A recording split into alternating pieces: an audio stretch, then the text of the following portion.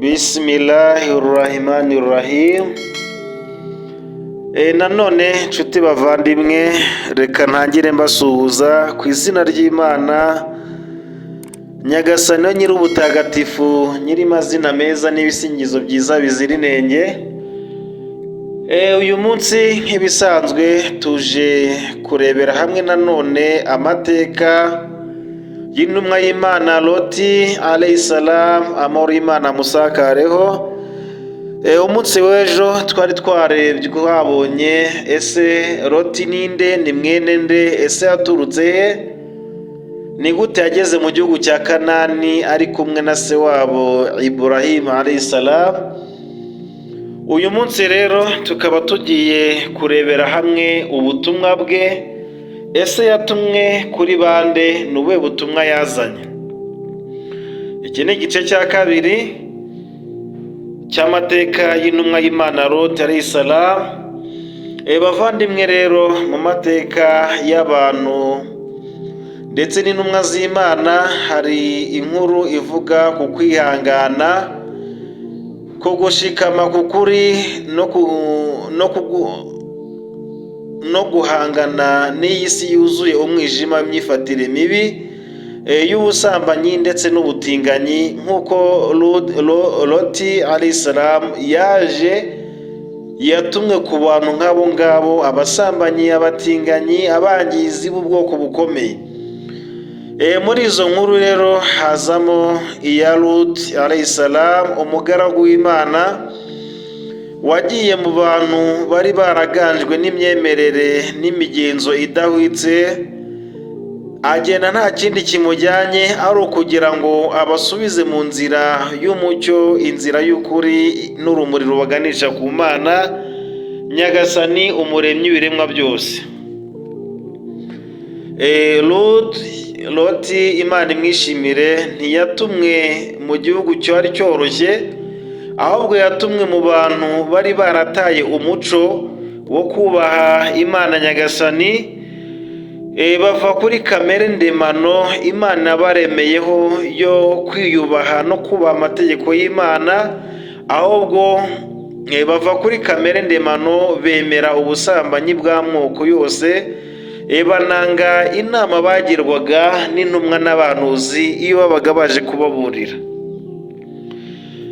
Ariko Imana Nyagasani ntiyigeze ibatererana, nubwo bari mu bibi biteye ubwoba, nubwo bari mu mwanda ukabije, Imana ntiyigeze ibatererana, ahubwo yabatumyeho intumwa ikunda ukuri kandi ikomeye kukumvira no kubaha amategeko y'Imana, ari we Loti alayhisalam.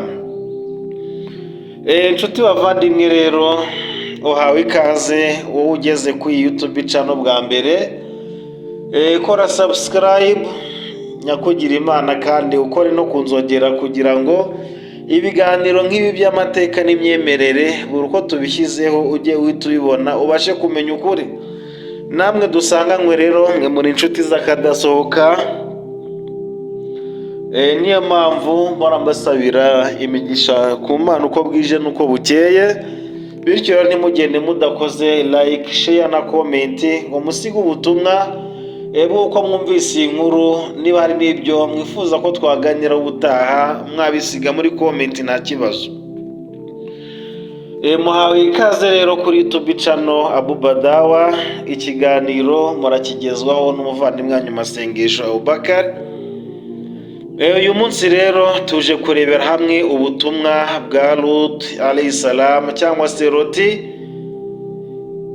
umuhungu wabo w'intumwa y'Imana Ibrahim alayhisalam, akaba umuhungu wa Haran. Loti yazanye ibintu bitatu. Ubutumwa Loti yazanye: Loti yatumwe ku bantu ba Sodomu na Gomora. Iyi yari imijyi ikomeye muri icyo kinyejana, ariko ikaberamo ubwangizi n'ibyaha biteye ubwoba birenze ukwemera. Loti rero yazanye ubutumwa bukubiye mu bintu bitatu by'ingenzi, aribyo tugiye kubona. Icya mbere, ubutumwa bwa Loti bwari bushingiyeho ni uguhamagarira abantu kugira isuku yo kureka ubwangizi, isuku yo ku mutima, yo kwikuramo ibangikanyamana, yo kwikuramo umwanda wose bakoraga w'ubwangizi, ndetse bakagira n'imyifatire ikwiye ikiremwamuntu. Intego ya mbere ya Loti alayhi salam, guhamagarira abantu kugira isuku yo kwikuramo ubwangizi bwose bari bafite n'irari ryose ribi ryari barimo, kureka ubwangizi ndetse n'imyifatire ikwiye, bakagira imyifatire ikwiye ikiremwamuntu nk'uko Imana yaremye umuntu ikamuha ubwenge. Indi ntego ya Loti alayhi salam yari imuzanye kwari ukuburira abantu ingaruka zikomeye z'ubusambanyi n'ubutinganyi byabarangaga, ndetse no gusuzugura no kwirengagiza amategeko y'Imana. Kwari ukubaburira kugira ngo bareke ibi bintu byose bavandimwe. Ubundi butumwa Loti yarazanye kwari ugusaba abantu kugira umutimanama n'ubupfura bw'ibanze Imana yashyize mu bantu, bakagira ubumuntu ndetse bakagira no gutinya ukubaha amategeko ndetse n'ibirango by'Imana Nyagasani, umuhanzi w'amajuru n'isi. Ibyo bigashimangirwa na Quran, amagambo y'Imana matagatifu. Allah aho avuga ibyo abantu ba Loti bakoraga, biboneka muri sura Al-Araf aya ya 80, aho Imana ivuga iti: ولوطا إذ قال لقومه أتأتون الفاحشة ما سبقكم بها من أحد من العالمين.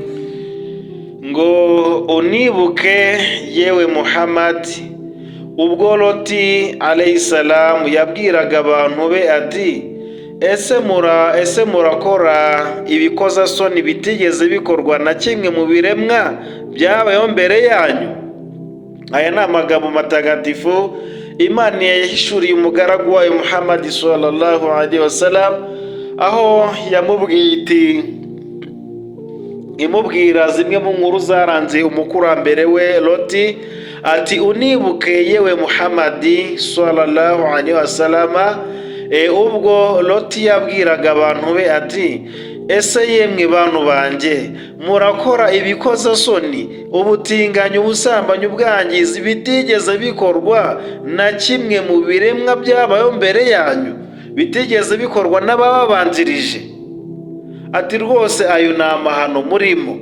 Nanone Imana igakomeza ivuga iti: إنكم لتأتون الرجال شهوة من دون النساء بل أنتم قوم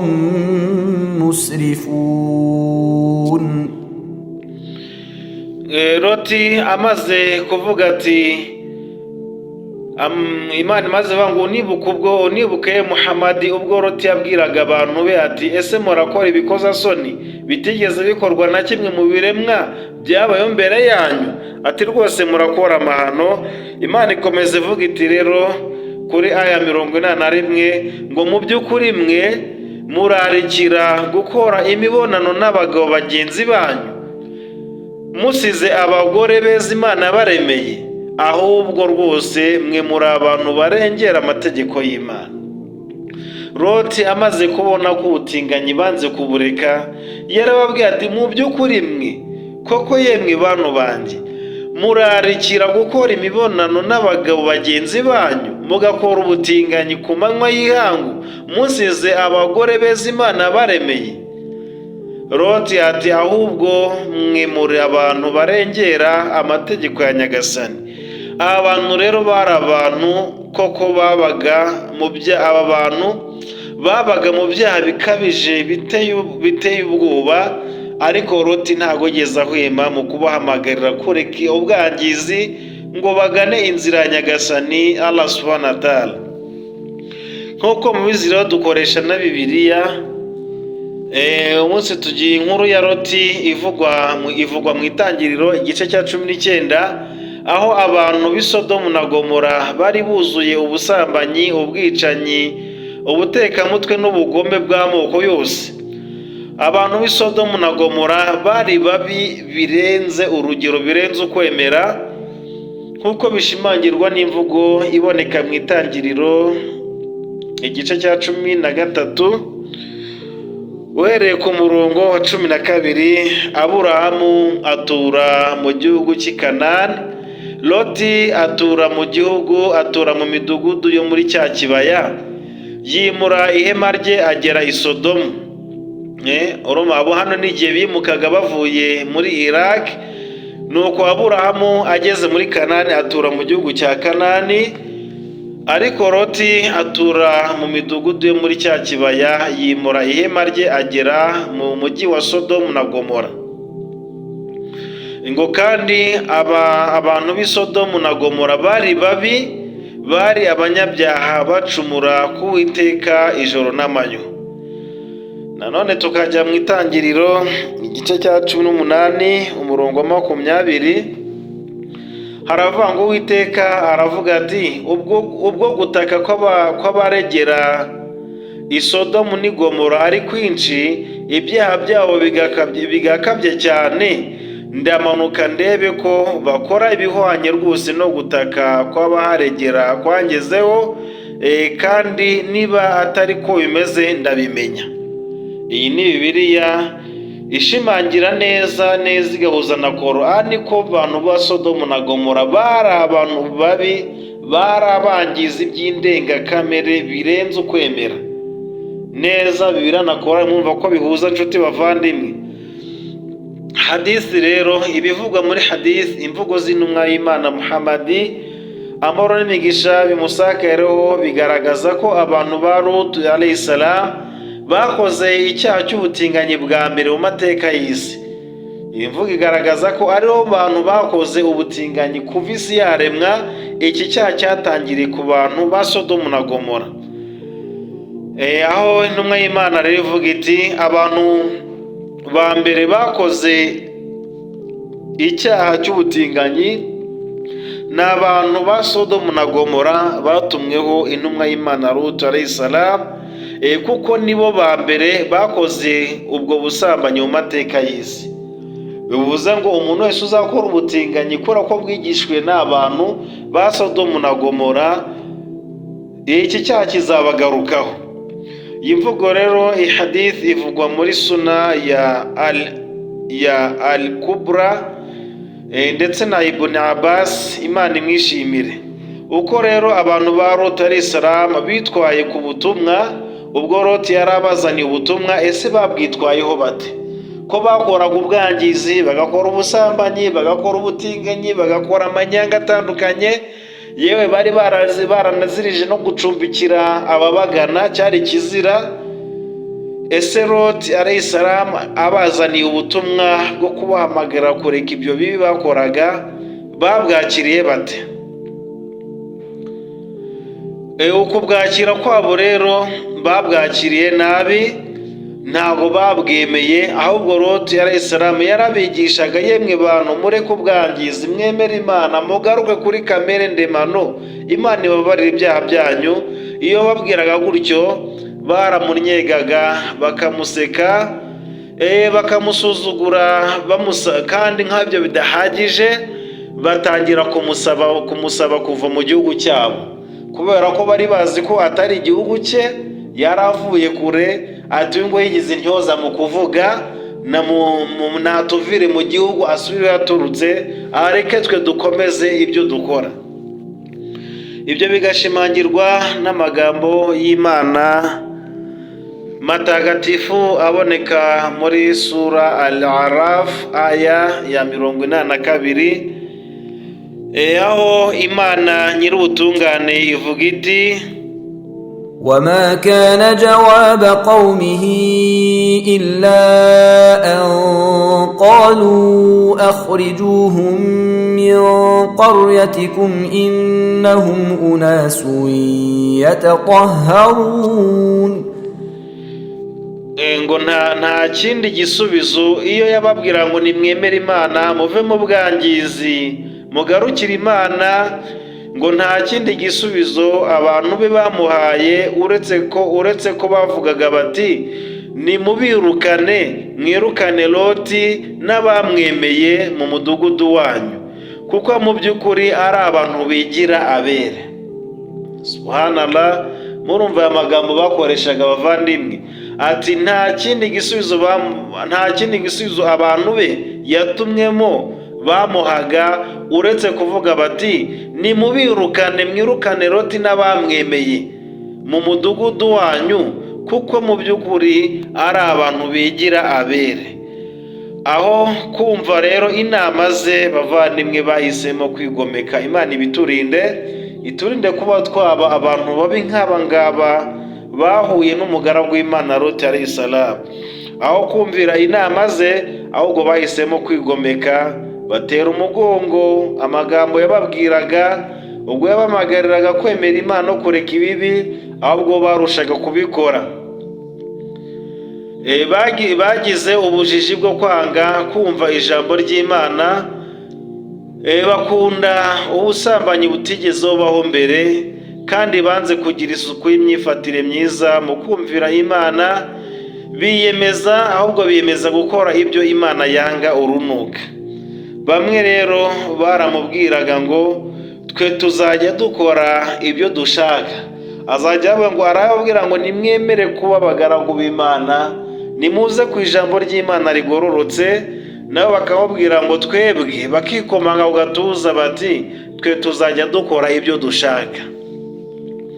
Iyi nkuru rero bavandimwe yerekana ubushake buke bw'abantu bamaze kurengerwa n'ibyaha ndetse n'imyifatire mibi, ku buryo urumuri rw'ukuri rugerageza kubageraho ntibarubone.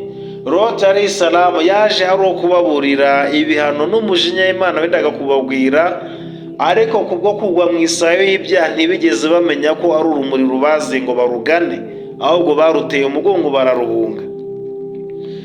Ngo cyangwa se ngo ahubwo ngo bakire urumuri ngo banarugane, cyangwa ngo bakire ukuri guturuka ku Mana Nyagasani yabo, ahubwo bakomeje kwinangira. Impamvu rero ubutumwa bwa Loti alayhi salam bukomeye mu muryango w'abantu, inkuru ye iradusigira amasomo atatu akomeye. We turi kumwe mu kiganiro, iki gice cya kabiri cy'amateka ya Loti alayhi salam buradusigira isomo rikomeye, amasomo agera kuri atatu. Icya mbere ni uko icya mbere twigira ku inkuru kw'iki gice ni uko icyaha iyo cyimitswe n'abantu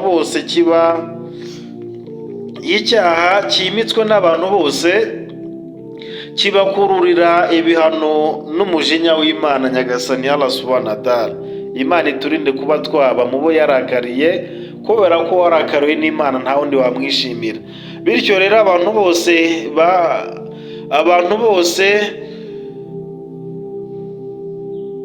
bagahura n'akaga gakomeye iyo abantu bimitse ikibi kibakururira ibihano n'umujinya n'uburakari by'Imana, bityo abantu bose bagahura n'akaga gakomeye ko kutumva no kumvira amategeko y'Imana Nyagasani. Icya kabiri inyigisho idusigira ni uko Imana yohereza intumwa mbere yo gutanga ibihano kugira ngo ziburire abantu bave mu bibi.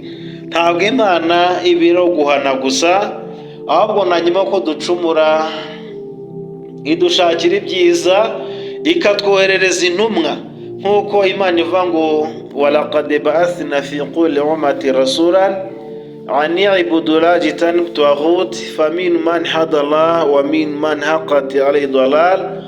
Ego mu by'ukuri twohereje kuri buri muryango intumwa. Ntabwo Imana igeze itureka gutyo gusa bivuga ngo nibagende bakore nzabarimboroya.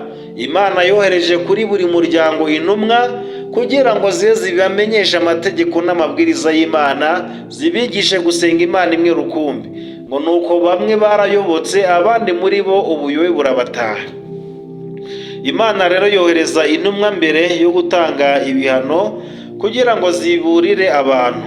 nta muntu Imana yihana itaramuhaye amahirwe yo guhinduka, ntabwo bishoboka.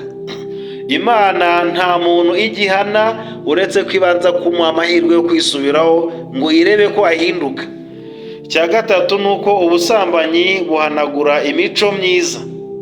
Ubusambanyi buzimangatanya imico, bugasenya imiryango, kandi bukangiza n'urubyiruko nk'uko tubibona muri iki gihe turimo bavandimwe. Murabona ko ubusambanyi bwarakwiriye, yaba mu bato yaba mu bakuru, ahantu hose ubusambanyi buteje inkeke. Icyo bukora rero ni iki? Ni uko ubusambanyi buhanagura, busenya umuco w'igihugu, bugasenya imiryango. Murabizi neza ko iyo ubusambanyi bwinjiye mu rugo ruba rwahirimye, ndetse bukazana n'ubukene mu muryango, ngo kandi bukangiza n'urubyiruko nk'uko tubibona mu gihe cya none. Ubutumwa bwa Lut alayhi salam ni nk'isomo ryo gusubira ku burere bw'imbere mu mutima. Isomo rya Lut ni iritugarura kuri kamere yacu ndemano, ni iritugaruramo ubumuntu, kugira ngo twibuke Imana kandi twibuke ko turi abantu, hanyuma twiyubahe bavandimwe. Aha rero Imana ishobora kwihangana igihe kirekire, atari uko byayinaniye gutanga ibihano, ahubwo ibanza gutanga umwanya uhagije kugira ngo irebe ko abantu bakisubiraho bakareka gukora ibibi bavandimwe. Murumva rero ko Imana ni nyirimpuhwe kandi nyirimbabazi. Imana yahita itanga igihano uko bishaka. Murabizi nko ku bantu ba Musa cyangwa se Yesu, Imana imwishimire, iyo bakoraga icyaha isi yahitaga yasama ikabamira. Wakora icyaha Imana igatoreza inzoka ikakurya. Bakora ibyaha Imana ikabahindura inkende n'ingurube ako kanya. Ariko yaje kugira gute? Yaje kubyirengagiza, iduha umwanya wo kwisubiraho. Niyo mpamvu rero Imana ishobora kwihangana igihe kirekire, atari uko byayinaniye gutanga ibihano, ahubwo ni uko ibanza gutanga dernière chance, amahirwe ya nyuma, igatanga umwanya uhagije kugira ngo irebe ko abantu bakisubiraho bakareka gukora ibibi. Inkuru ya Lut alayhi salam rero si y'ubusambanyi gusa, ahubwo ni inkuru ishobora kutwigisha ko umuryango ushobora gusuzugura intumwa igihe ufite imyitwarire mibi yuzuye ibyaha.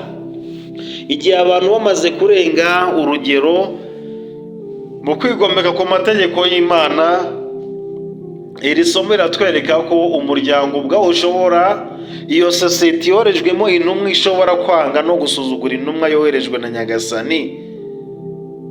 Igihe bijanditse mu byaha, igihe bafite imyifatire mibi yuzuye kwigomeka ku mategeko ya Nyagasani, Imana ibohereza intumwa bakayanga, nk'uko twabonye ko banze Lut alayhi salam. Nta n'umwe rero wigeze yumvira Lut alayhi salam, kuko bari bararengewe n'irari ry'ibyaha n'ubwononnyi buteye ubwoba. Bose baramwanze uretse abantu bake. Uko rero umuntu ushaka kubana n'Imana akwiye kuba umwitonzi kandi akihangana. Lut alayhi salam yihanganye igihe cyose, yiyegurira kugandukira Imana Nyagasani, kabone n'ubwo yari ari mu bantu babi, kabone n'ubwo yabanaga n'abangizi, kabone n'ubwo yari ari mu bantu bafite icuraburindi, imitima yabo yaraguye mu isaha y'ibyaha. Ntabwo Lut yigeze agera ikirenge mu cyabo, ahubwo yakomeje kwiyegurira Imana kandi arihangana. Natwe dusaba Imana ko yaduha kugira umutima ukomeye nk'intumwa y'Imana Lut alayhi salam. Icya gatatu, uko igihugu cyose gishobora kwangirika kubera imico mibi. Uko igihugu cyose gishobora kwangirika kubera umuco mubi wemejwe n'abantu bose. Iyo umuco cyangwa imico mibi ihawe uburenganzira, ugahabwa intebe nk'umuco w'abantu ba Loti, igihugu gihinduka nk'icya Lut, Imana ikagitererana ikakimanuraho ibihano nk'uko tuzabibona. Ikindi kigera ku gihugu, iyo abaturage bataye umuco bagakurikira inzira mbi, ni uko icya mbere basuzugura Imana. bamara gusuzugura Imana, kwamamaza ubusambanyi, gutera kubiba urwango n'inzangano mu batavuga rumwe nabo, ba bandi badashyigikiye ubwangizi bukorwa, ababukora bashyira hagati yabo urwango ndetse n'ubwanzi, kwiyemeza kwigomeka kuri Nyagasani n'ibiremwa byose. Ibi byose biterwa n'uko abantu baba bafite imico mibi, bavuye kuri kamere ndemano yo kwemera no gutinya Imana Nyagasani. Bavandimwe rero, amasomo abantu bo muri iki gihe dukwiriye gukura mu nkuru ya Lut alayhi salam, nuko inkuru ya Lut itwigisha ibintu tubona no muri iki gihe. Inkuru ya Lut alayhi salam, bakoraga ubusambanyi, bakoraga ubwangizi, bari abanyamahugu. No muri iki gihe rero niko tubibona bavandimwe, aho ubusambanyi bwarenze urugero mu rubyiruko, ntawe bwamagana. Ubusambanyi murayibona ku mbuga nkoranyambaga, buramamazwa ahantu hose, mu muhanda buramamazwa, mu tubari, mu masoko buramamazwa, ahantu hose ubusambanyi bwahawe intebe, ntawe bwamamaza. Kandi ikibabaje nuko intumwa y'Imana yaravuze iti, abantu nibakomeza gukora ubwangizi hakabura ababwamagana, ngo nuko ingaruka izavamo nuko Imana izabamanurira indwara z'ibyorezo zidakira. Ntitwatangiye kubibona? Ntitwatangiye kubona bavandimwe? Ubwangizi nibwamamazwa hakabura ababwamagana, Imana izabamanurira indwara z'ibyorezo zidakira. Nibyo rero twe turi kubona ubu ngubu kubera ubwangizi. Ubusambanyi rero bwarenze urugero mu rubyiruko, ntawe ubwamagana, ahubwo kubwamagana barabwamamaza, yaba mu bitangazamakuru ndetse n'ababukora bagahembwa. Rero rafiki yangu, hari aho bahembera abakora ubwangizi. Amaporunogarafi arazengurutswa ahantu hose, waba ushaka kubireba udashaka kubireba, ukafungura murandasi ugahura nabyo. Ibi rero ni ibigaragaza ko buri kwamamazwa. Bitabaye ibyo tudahagurutse ngo tubwamagane, tuzahura n'akaga n'ibihano bikomeye nk'uko byagendekeye abantu ba Lut. Imana ibiturinde. Abantu benshi rero baganduka, abantu benshi bagakunda ubuzima budafite imipaka. Iyo abantu bageze bakunda ubuzima budafite imipaka, ngo uburenganzira bwa muntu, ngo ndakora icyo nshaka ndeka icyo nshaka, bavandimwe, nta gihugu kitagira kirazira. Iyo wumva ngo uvuze ngo nta mipaka, niho uzasanga umuntu akora ibyo ashaka, ngo ni uburenganzira bwe. Ariko umuco w'Imana basigaye barawuteye umugongo, barawirengagije, ahubwo baragendera ku marangamutima yabo gusa. Ubutumwa bwa Lut butubwira, budusigira isomo riti, mwirinde kugira umutima nk'abantu ba Sodomu na Gomora. Ubutumwa iyi nkuru ya Lut alayhi salam isoza atubwira ati, mwirinde kugira umutima n'ibitekerezo nk'iby'abantu ba Sodomu na Gomora, kubera ko bari abantu babi, iherezo ryabo ryabaye korama nk'uko tuzabibona. Kandi uburakari n'umujinya w'Imana bizahora ku bantu ba Sodomu na Gomora ubuziraherezo. Nshuti bavandimwe rero, dusatira umusozo, inkuru ya Lut alayhi salam ni nk'umucyo uhumura amaso y'abantu bose bashaka kumenya ukuri. Inkuru ya Lut ni nk'umucyo uhumura amaso y'abantu bose bashaka kumenya ukuri. Ni inkuru yerekana uburyo Imana ikunda abantu, ku buryo iboherereza intumwa kugira ngo ibarinde icyaha, ibasubize mu mucyo kandi ibashyire kure y'ibyago bikomeye Imana yateguriye abanyabibi. Lut rero yatubereye urugero rwo guhangana n'ikibi mu mucyo no gukomera ku kuri n'ubupfura n'iyo abantu batakumva. Lut yasize urugero rw'uko ugomba guhamagara, ugomba gutegeka abantu ibyiza, kabone n'ubwo batakumva, bo bahereze credit, bashyiremo ideni, ry'uko wababwiye bakanga kumva, ntibazave ngo ntabwo twabonye utuburira, ahubwo bazave ngo twamuburize yaraje aratuburira hanyuma ntitwumva. Kandi Imana iravuga ngo abazumva amagambo yanjye bakayirengagiza nabo isi izababana inzitane. Inkuru rero ya Loti icyo itwigisha nuko Imana ihora iburira mbere yo guhana. Imana ni nyiri imbabazi, ni nyiri impuhwe mbere y'uko ari nyiri ibihano. Imico mibi rero yemejwe n'abantu benshi isenya igihugu. Iyo imico mibi ikorwa n'abantu benshi ntabayamagana, igikurikira n'iki nuko ishyira igihugu hasi ikagisenya. Kwirinda ubusambanyi n'ubutinganyi no gukomera kw'isuku y'imico myiza bifite agaciro mu buzima bwacu hano ku isi ndetse no ku munsi mperuka. Intumwa z'Imana rero zose zaje kugira ngo zerekeze abantu mu nzira y'umucyo, zerekeza abantu mu nzira y'umucyo n'urumuri ruganisha abantu ku Mana Nyagasani Allah Subhanahu wa Ta'ala. Bavandimwe rero, iyi yari amateka y'intumwa y'Imana Loti igice cya 2, aho tubonye ko yatumwe ku bantu ba Sodomu na Gomora ariko bakirengagiza ubutumwa bwe bagakomeza gukora ubwangizi. Reka dusoreze iki gicanga dusaba Imana ko yaturinda yanadushyira kure y'ibyaha nk'ibi ngibi byakorwaga n'abantu ba Loti.